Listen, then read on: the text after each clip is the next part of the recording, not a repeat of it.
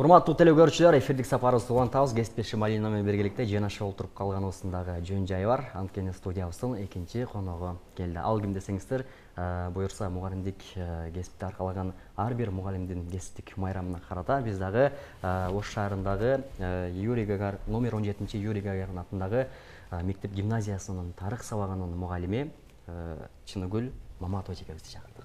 Кош келипсиз эжеке. Саламатсызбы дейли, мугалимде? Саламатсызбы эжеке? Саламатчылык балдар. Кутман таңыңыз менен. Рахмат. Биз бүгүнкү маекке даярбыз, Ооба. Алгач эле ошо мугалим дегенде бир сон бир кесиптин ээлерин элестетебиз, анан жымайып турганыңыз эле бир өзгөчө бизге энергия тартып атат да, маанайыбызды көтөрүп атат. Бүгүнкү таңыңыз кандай башталды, кесиптик майрамыңыз менен? Рахмат, Азамат. Бүгүнкү таңым мен үчүн аябай жакшы маанайда башталды. Анткени бүгүнкү күн өзүнчө бизге ушул айрыкча биз мугалимдерге билим тармагында эмгектеген, агартуучу эмгектенген мугалимдерге өзгөчө күн деп айтсам болот да. Ошондуктан дагы эртең менен аябай жакшы маанайда туруп өзүмдү ушундай сабакка болгон жөндөмдүүлүгүм дагы бир шык берди десем жаңылбайм да. Анткени ушул бизде көрүп атасыңар, азыр аралыктан окутуу мезгилинде биз балдар менен ушул ноутбук аркылуу, телефон аркылуу, Zoom аркылуу сабактарды берип жатабыз. Ошо кыйынчылык жаратпай элеби? Жаратпады. Бүгүн ар жуманын 5-күнү бизде адаттагыдай тарбиялык саат болот да. Ошол тарбиялык саатта балдар эртең менен эле ушул саат 8-де ача койсом эле эжеке майрамыңыз менен деген куттуктоолор түшкөн. Андан бетер өзүм аябай жакшы сезип, мугалим болгонума дагы бир ирет ушундай кубанычта болуп, жакшы ой пайда болду да. Ушундай жакшы ушу кесипти тандаганыма ыраазы болдум. Эң сонун. Деги эле ушул кесипти аркалаганыңызга эжеке мугалим болуп жүргөнүңүзгө канча убакыт болду? Эми мугалим болуп эмгектенгениме быйыл 24 жыл болду. 24 жыл эмгектендим. Бул жыл аралыгында кыйынчылыктар болду. Сөзсүз түрдө мугалимдик кесип аябагандай татаал дейт. Кандай кыйынчылыктар болду? Ошол кыйынчылыктарга кантип чыдап өттүңүз? Ал эми ошол чыдамкайлык менен сиз эл агартуунун отличники деген наам алдыңыз. Бул деле жөн жерден болбосо керек. Албетте. Эми мугалим болуп эң азыр сурооңа, Азаматтын суроосуна берип атканда көз алдыма келе түштү. Эң биринчи мен сабакты 1-класстарга сабак бергенмин да. Ошондо отурган бөбөктөргө кирип, ошо кичинекей бөбөктөргө кирип өзүм аябай толкунданып, ушу жада калса ошо кичинекей балдардан да сүрдөгөн учурум болгон. Андан кийин ошол тажрыйбалуу мугалимдерден үлгү алып, мүмкүн болушунча ошолордун аркасынан ушундай эжеке болсом экен, мен да мыкты педагог болсом экен деп көп аракет жасадым. Өзүмдүн үстүмдөн аябай көп эмгектендим. Сабактарга катыштым. Ушул эжекелердин, стаждуу эжекелердин сабактарына. Анан бара-бара ошол эжекелердин көп жакшы сапаттарын алуу менен тажрыйба топтодум десем болот. Такшала баштадым. Кийин балдар сүйүп ушундай келгенде эжеке деп баардыгы ушундай салам берсе, андан бештер менде өзүнчө бир күч пайда болуп, эмгектенүүмө андан ары жол ачты да. Эжеке анан мындай төш белгини, жанагындай, бул мынакей көйлүктү ошол эл агартуунун мыктысы деген көйлүктү алуу бул жоопкерчиликтүү болуш керек. Ошону алгандан кийин дагы да бир жоопкерчилик күчөдүбү? Ой, албетте. Бул төш белгини алуу үчүн канча эмгек жасадык. Биз бул эмгекке жетүү үчүн мен аябай көп өзүмдүн үстүмөн өтө көп иштедим. Көп семинарларга катыштым. Андан кийин мүмкүн болушунча деп өзүм кандай аракеттерди жасайм деп жетекчилик менен биргеликте ушул шаар боюнча ачык сабактарды өткөнгө аракеттендим. Министерстводон өкүлдөр келгенде ушундай өзүм тартынбай жетекчиге кирип, анда Акылбек Мазанович бизде жетекчи болуп турган агай, мен сабак өтүп берейин. Ачык сабакты мага коюп бере аласызбы? Мен өтүп берейин десем, агай макул деди. Анан тескерисинче башка мугалимдер ачык сабак жок, мага койбой деп качса, сиз өзүңүз кирип барасыз батына. Өзүм калоом менен агай мага коюп бериңизчи, мен сабак өтөйүн деп.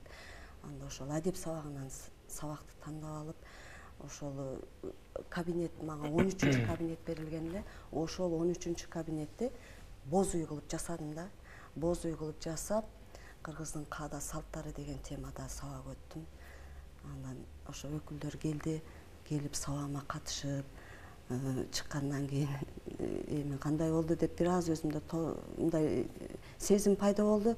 Кемчилик кетти болду экен деп, бирок максатыма жеттим да. Мен балдарга теманын максатын жеткиликтүү түшүндүрүп берип, анан балдар менин суроома көңүлдөгүдөй жооп бергендиги үчүн мен аябай кубандым бир жагынан. Эң негизгиси бизде теманын максатын жеткирүү да балагачы. Ошону ишке ашырдым деп мен өзүмчө кубанып турдум. Мына ал министерстводон келген өкүлдөр рахмат эжеке деп чыгып кетти. Жыйынтыгы жакшы болду. Ошондон кийин андан кийин дагы көптөгөн сабактарды өттүм. Шаарга ачык сабактар коюлду, сабагым жайылды. Андан кийин мага өтө бир табышмактуу болду. Мен күтүүсүздөн анан мугалимдердин майрамында ошо төшпелиге келгендиги кабар болуп, аябай андан бетер сүйүнүп, ушундай дагы бир ирет мугалимдикти тандаганыма кубанып, мага чоң түрткү анан шык берди да. Жакшы. Эми эжекем, сизди билебиз, азыркы учурда тарых сабагынан сабак берип келсеңиз, ошол бирок кесим башталганда башталгыч класстын мугалими катары баштадыңыз. Эмне үчүн башталгыч класс, анан тарых сабагынын мугалими, же тарыхка болгон кызыгыңыз кийин бара-бара артты? Ооба. Мен өзү негизи кесибим башталгыч класс болгон. Ошол балдар менен иштеп, мага ушундай кошумча эмнегедир мен тарыхка көбүрөөк кызыкчумун да. Анан иштеп жүрүп, өзүм бир тапшырып көрөйүнчү деп тапшырсам өтүп калдым окууга.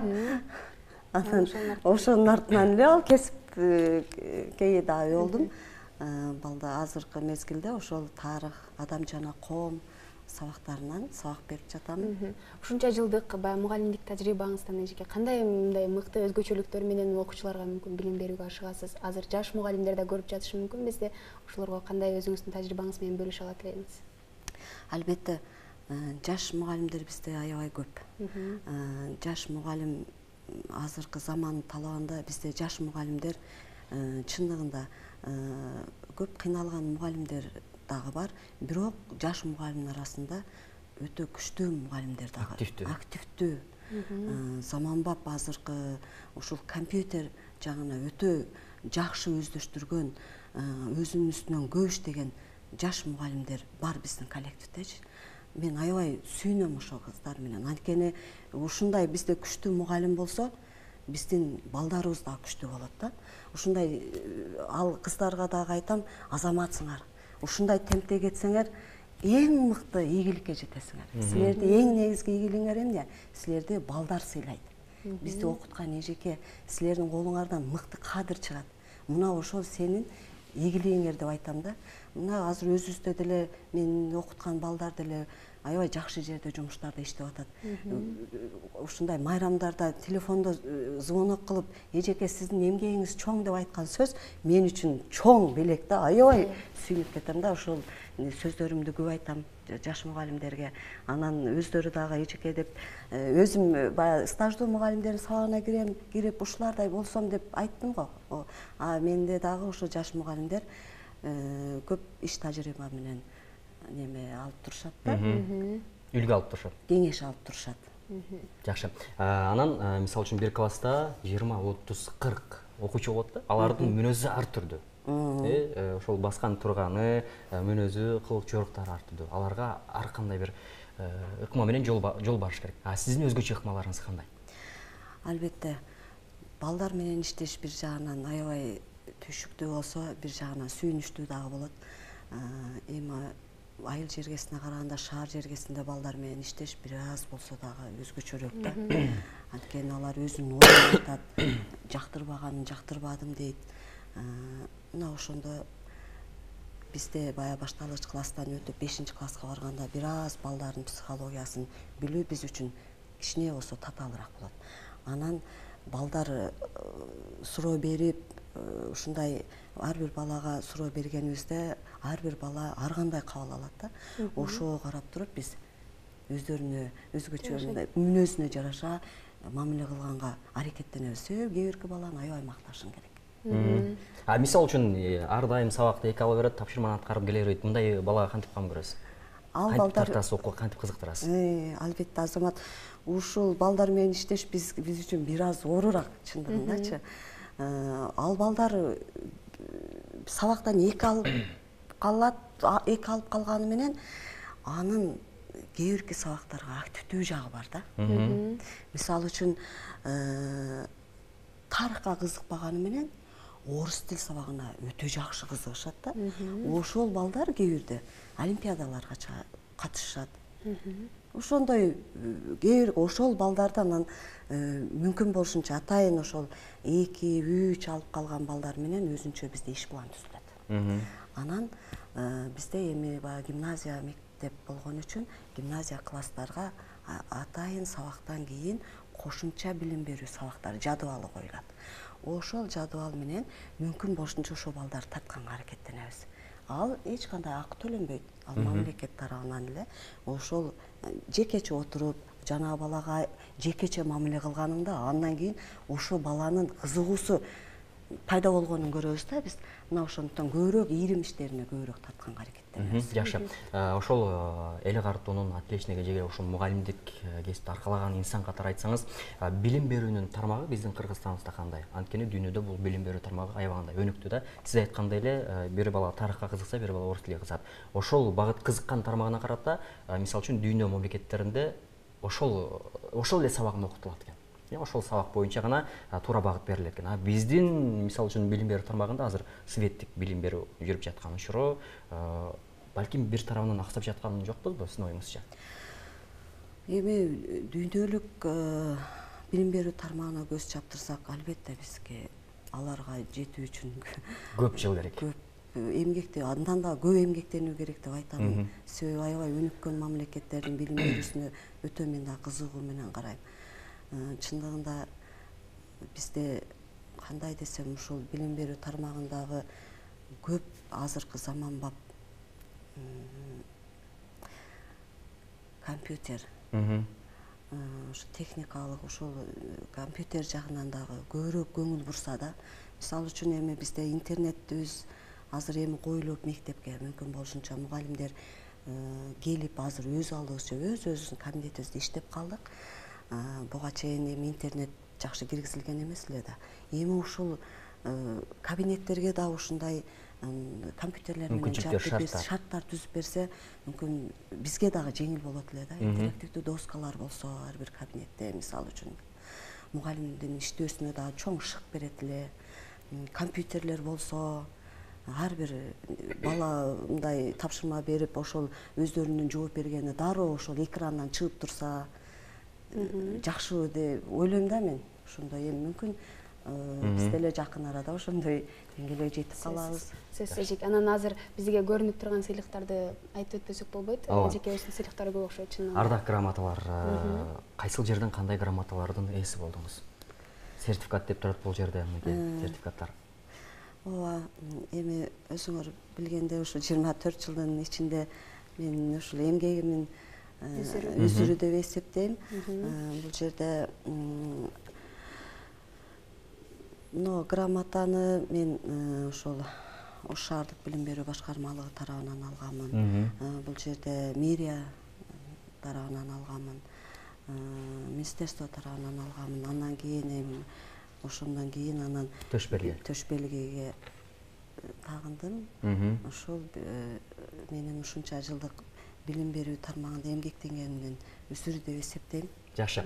Эжеге, тарых сабагы мугалими дегенде эле мен ошол мектепте окуган күндөрүм эске түшөт да. Анткени мен тарых сабагынан бир аз артта калчумун да.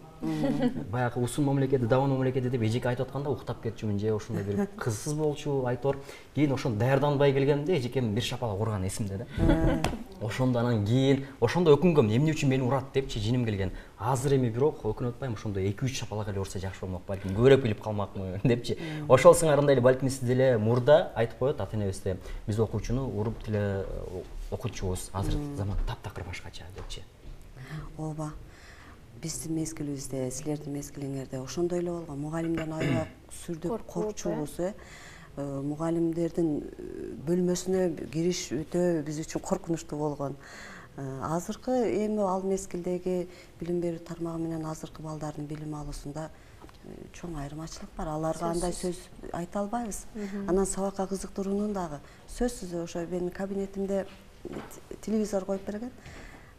Жетекчилик ошол менен слайддарды даярдап көрсөтүп, баягы теманы баштаганда ушундай көрсөтмөлүгү менен баштабасаң, азыр балдардын сабакка кызыгуусу жакшы эмес, сабакка тартыш да кыйын азыр. Ооба, чындыгында баягы мурун мугалимдерди башкача элестетип кичинекейибиздечи, анан мен өзүм апам мугалим болгон үчүн билчүмүн, анан кээ бир курбуларым айтып калчу да, биз мугалимдерди тамактанбайт деп ойлочубуз депчи, баягы мугалимдерди башкача элестетчүбүз да, жогорку даражадагы инсандар бар, азыр дагы ошондой, бирок негедир жаңа жаш бөбөктөрүбүздүн психологиясы да бир аз өзгөргөндүктөн кичине сөз айтсаң да көтөрө албай ата энеси кошулуп кылган учурлар көп болот да. Негизи эле азыр мисалы туруктуу эмес кырдаал болду алдыда, буюрса жакшы күндөр келе жаткан чагы, ошол аралыктан окутууда эжеке кандай кыйынчылыктарды өткөрдүңүздөр?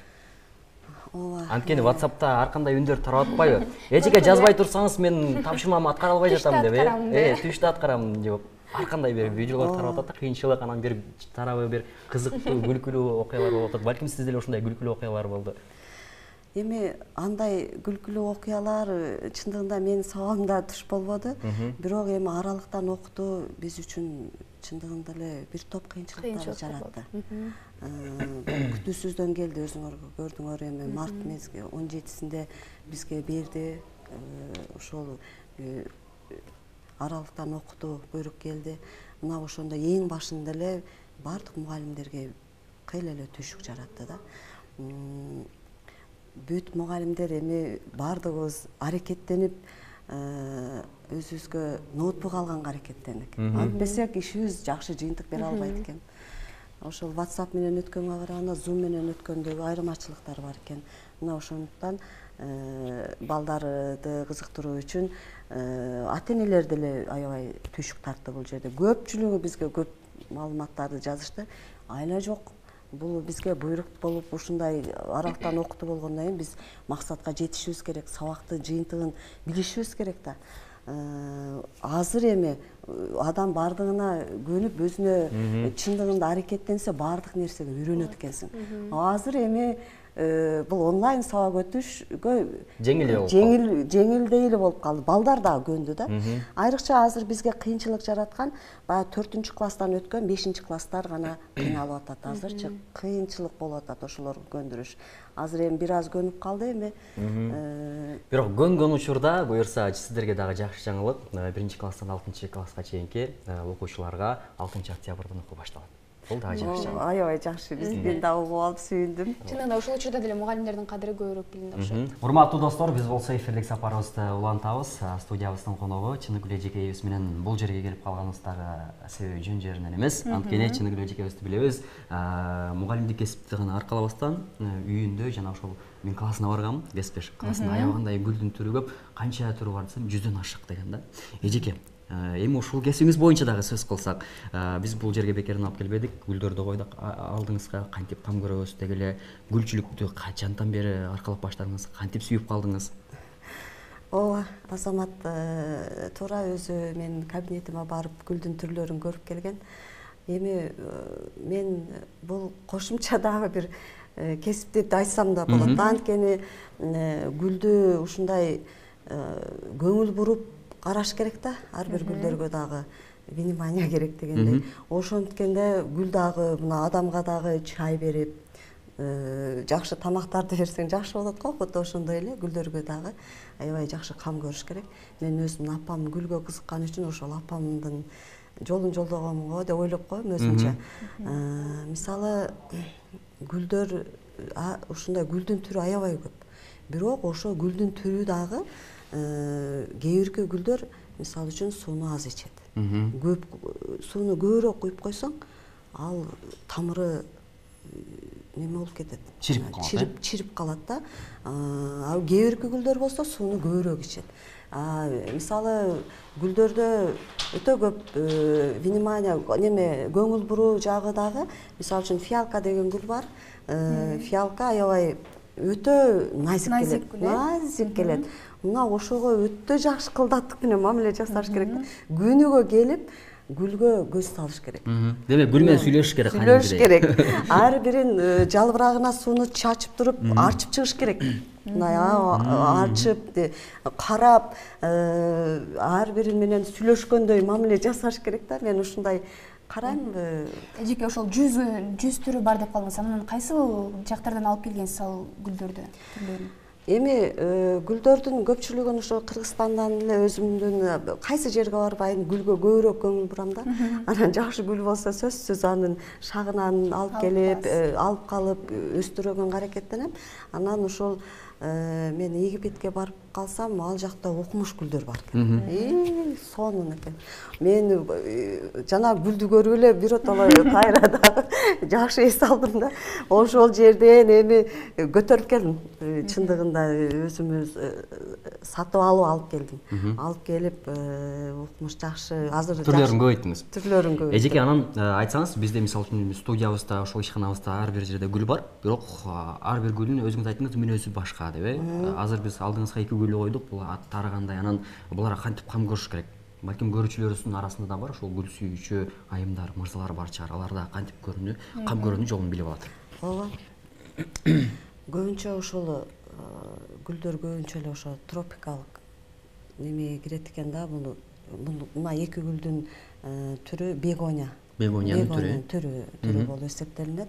Мунагу гүл менен 2 гүлдүн чындыгында айырмачылыгы бар. Мунагу аябай назик. Булду азыр суук түшүп калдыбы? Эшикте кала турган болсо, бул сөзсүз жалбырактары үшүп, бул өлүп калат, курап калат. Суукка бизде чыдамдуу гүлдөрүбүз чындыгында эле бизде суук болсо аябай катуу суук болот. Дароо муну алып кириш керек да, жылуу. Демек азыр көз уларды жылуу жерге алып кириш керек. Жылуу жерге алып келиш керек. Анан кийин гүлдөрдү дагы отургузганда сөзсүз мезгили болот. Жаз мезгилинде, анан күз мезгилинде которуш керек. Аябай ысык мезгилинде которо турган болсо, гүл өсө албайт. Ал эми түпкү тамыр топурагына кандай кам көрүшүбүз керек экен? Топурагына сөзсүз жумшартып туруш керек. Түбүн жумшартып туруш керек. Мына катып калганды сөзсүз ал өсүш кыйыныраак болот. Көрдүңүзбү кескеч, биздин гүлүбүздүн түбү катып калыптыр, демек муну жумшартыш керек. Адис айтып. Анан баягы гүлдү өстүрүүдө биз биринчи идишине таштарды салып коебуз го. Ошол кандай, туура элеби негизи? Туура. Топуракка ташты аралаштырып, эң астына мына горшоктун астына ташты салып туруп, анан топурак салып гүлдү отургузса, гүл аябай жакшы өсөт. Топуракка таш аралашкан дагы аябай жакшы. Анан мисалы үчүн кээ бир гүлдөр жалбырагы чоң. Бул азыр жалбырагы чоң болуп атпайбы? А кээ бир гүлдөр жалбырагы кичинекей. Мисалы үчүн кактуста такыр жалбырак жок. Суулу кандай ичет? Мисалы үчүн чоң жалбырактар көп ичеби же аз ичеби? Кантип болуш керек? Чоң жалбырактар көп сууну талап кылат. Демек буларга моундай суудан кадимдей мынтип чачып турса деле болот. Чачып турса деле болот. Бул ушундай сууну тазалап турат. Сергийт кадимкидейчи. Сергип баягы тирилет да. Өсүү жөндөмдүүлүгү андан дагы жакшы болот. Жуунгандай болот эле. Жуунгандай болот. Анан бизде баягы айыл жергесинде барбы эжеке, мисалы идиштеги гүлдөрдү жаз келгенде кайсыл бир убакта сыртка чыгып отургузуп коюп, кайра кышкысын көчүрүп коюучу. Бул коркунуч жаратпайбы гүлдөргө? Жаз мезгилинде эми кыш мезгилинде которуп койсо, комната жарык болуш керек. Ысык болсо өсө берет. Анан мисалы үчүн аябай июнь айларында гүлдөрдү отургузсаң, ал гүл өсө албайт. Өтө катуу ысыкта тамырына баягы доо кетет да. Анан эжеке азыр турган гүлдүн ошол 2 сорттун буларды кантип көбөйтөбүз? Шагынан сындырабызбы же тамырдан коюш керекпи? Кантип тамыр алдарат? Мисалы мына гүлдү шагынан эле өстүрсөк болот. Мына жерден кайчы менен кыркып туруп, сууга салып койсо, сууну карап туруш керек. Эгерде сууну карабай кое турган болсо, сууну өзүнө соруп алат да, суу түгөнөт. Анан утуру сууну жаңылап туруш керек. Анан тамыр чыгат ушудан. Тамыр чыгат, ошондон эле кайра топуракка дагы терең тамырды киргизиш туруп, анан неме кылыш керек да, көмүш керек. Мына ошондой эле бул өсө берет мына гүл. Тез көбөйүүчү гүл. Бул гүл андай эмес. жанынан чыгат. Демек Ошону жанынан бул жерден чыгат. Чыккандан анан ошону абайлап алып туруп, ошону бөлсө болот. А буну мынан туруп жалбырактан көбөйткөнгө болбойт да. Жакшы. Жакшы кеңештер болду. Урматтуу эжекем, биз менен көбүрөөк маектешкибиз келип атат. Эми бирок айла жок, убакыт деген убакыт экен. Чармачылык, ийгилик каалайбыз, кесиптик дарбетиңиз дагы да арта берсин. Рахмат. Сиздер болсо азыр бир эжекебизге эркин микрофон берели, андан кийин бизде дагы куттуктоолор келип жатат. Кесиптеш жалпы кыргыз элине болгондо кабыл тилейбиз. Рахмат. Мына азыр ушундай жакшы мүмкүнчүлүктөн пайдаланып, мен дагы бүт кыргызстандыктарда баарына ден соолук каалайт элем. Эч ким оорубасын, тынчылык болсун. Андан кийин ошол өзүмдүн кесиптештеримди кесиптик майрам менен чын жүрөгүмөн куттуктаймын. Биздин ошо түйшүктүү эмгегибизде өзүбүз күжүрмөн эмгек менен иштеп, жаш муундарды тарбиялай беришиңиздерди каалап кетем. Чоң рахмат, анда эжекебизге уруксат берели. Сизди биз узатып коелу, анда чоң рахмат. Чоң рахмат эжеке. Ийгилик каалайбыз. Рахмат келгениңиз үчүн. Ал эми биз болсо эфирдик сапарыбызды улантабыз. Бизде жакшы бир куттуктоолор келген, окуп өтсөм болот. Ош облусуна караштуу Карагулжа районунун Кашка Жол айыл өкмөтүнүн Тоготой айылынын тургундары ардактуу атабыз Турдукулов Каныбекти 3-октябрда боло турган туулган күнү 48 жаш Кутман курагы менен куттуктайбыз. Ата, бул жакшылык күндөрүңүздү сизге калдыруубуз кажыбас кайрат, бекем ден соолук, чөкпөс маанай, түгөнбөс бакыт каалайм. Жакшылык жандап, ийгилик ар дайым коштоп жүрсүн. Тилеген тилек, ой максаттарыңыз орундалсын. Жарым кылым бастыңыз, жашоодон бакыт таптыңыз. Эң кызык кезиң өмүрдүн эшигин эми ачтыңыз. Ар дайым болсун сиз менен ала тоодой бактыңыз деп, уулдун урматын, кыздардын кызматын көрүп, бакубат жашоодо күн кечириңиз деп өмүрлүк жары жана кыздары куттуктоосун жолдошкон. Ошон менен катар эле сүйүктүү инибиз Мамат Каримов Күмүшбекти да 3-октябрда туулган күнү менен куттуктайбыз. Тилегенибиз келечегин кең болуп, эл керегине жараган мыкты уулдардан болуп, чоңой, бактылуу балалык, бакубат жашоонун даамын татып, өмүрдүн жыргалын гана көр. Ата-эне бир туугандарың сыйлаган акылдуу, ыймандуу уулдардын катарын толуктап, ийгиликтерди жараткан мыкты инсан болушуңду каалайбыз деп, жогорудагы эле куттуктоо ээлери өздөрүнүн мыкты тилектерин жолдошкон. Жакшы, анда биз дагы ушул куттуктоолорго, жакшы сөздөргө кошулуу менен биргеликте Самара Каримованын Атама деген чыгармасын ырдайлап калалы. Сиздер үчүн жаңырсын.